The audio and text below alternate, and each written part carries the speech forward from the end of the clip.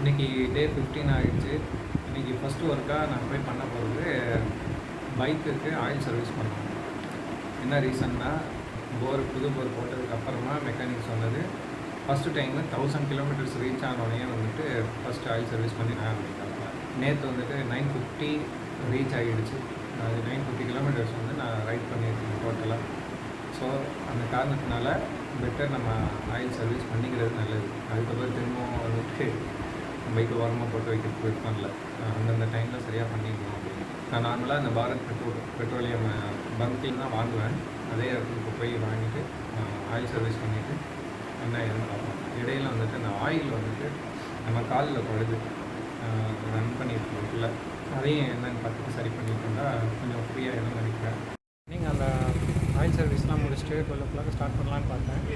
ஆனால் என்ன ஒன்று, ரூமில் வந்துட்டு பவர் கட் ஆகிடுச்சு. இந்த மேன்ஷன் ஃபுல்லாகவே, மேன்ஷன் என்ன அந்த ஏரியா ஃபுல்லாகவே வந்துட்டு பவர் கட்டு. இன்றைக்கி என்னான்னு தெரியல, 2-3 டைம் பவர் கட் ஆகிடுச்சு. கரெக்டாக நான் ரூமுக்கு வந்தது 11:30 சம்திங் ஆனதா. அதுக்கப்புறம் முடியாது, ஒன்றுமே இல்லை, ஜென்ரேட்டர் எதுவுமே இல்லை அவங்கள்ட்ட. ஸோ அப்படியே தான் கண்டினியூ பண்ணாங்க. கொஞ்சம் படுத்தேன், கொஞ்சம் ரெஸ்ட் எடுத்துகிட்டு திரும்ப ஒரு டிசைனிங் ஒர்க் இருந்தது, அந்த ஒர்க்கும் கம்ப்ளீட் பண்ணிவிட்டு இப்போது 6 o'clock தான் ஷிஃப்ட் எடுத்தது பைக் ரைடு. அதை எடுத்துகிட்டு இப்போது ஒரு ஆர்டருக்காக ஹோட்டலுக்கு வெயிட் பண்ணிட்டு இருக்கேன், பிக்கப் பண்ணுறது.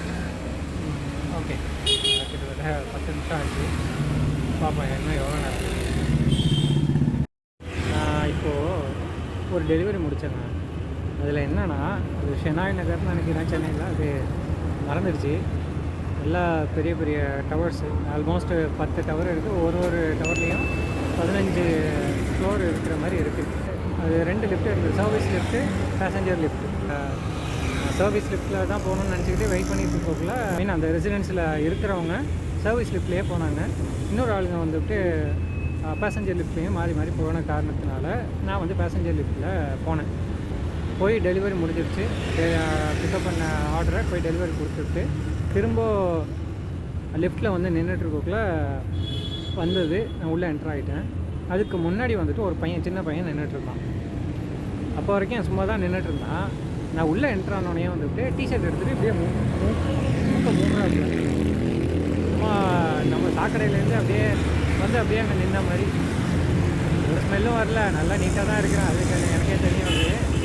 அது ஃபுல்லாக வந்துட்டு அப்போ தான் குளிச்சுட்டு இந்த ட்ரெஸ்ஸெல்லாம் குளிச்சு போட்டதை எடுத்து போட்டுட்டு வந்தது.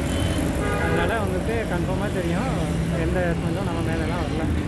இது வந்துட்டு அவனுக்கு அந்த ஒரு எப்படி சொல்கிறது, சில பேருக்கு வந்துட்டு கீழே உள்ளவங்கலாம் பார்த்தோன்னா டக்குன்னுட்டு மூக்கை பற்றிக்கணும்னு நினைப்பாங்களே, அந்த மாதிரி உள்ளவங்க.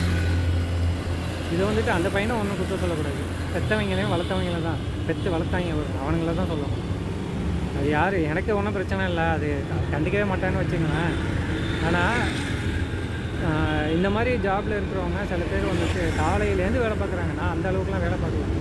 அவங்க மேலே வந்துட்டு கண்டிப்பாக ஸ்மெல்லு வர வாய்ப்பு இருக்குது தான். ஓகே, ஸ்மெல்லு வந்துச்சு அப்படின்னா ஏதாவது காமிக்காமல் இருக்கணும்.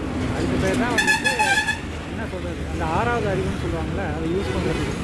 அவங்க முன்னாடியே வந்துட்டு மூக்கை பற்றிக்கிட்டு இது பண்ணாங்கன்னா தாழ்வு மனப்பான்மை உண்டாகும். இவங்கெல்லாம் பார்த்தோன்னா என்ன சொல்கிறதுனே தெரில. பாவம், உண்மையிலே மக்கள் ரொம்ப ஏழ்மைப்பட்ட மக்கள்லாம் வந்துச்சு அப்படின்னா இன்னும் என்னென்னலாம் ஃபேஸ் பண்ணியிருக்கோன்னு தெரில. ஆண்டவனுக்கு தான் வெளிச்சம். ஓகே, நிறையா இது மாதிரிலாம் பார்க்கலாம், இன்னும் இருக்குது.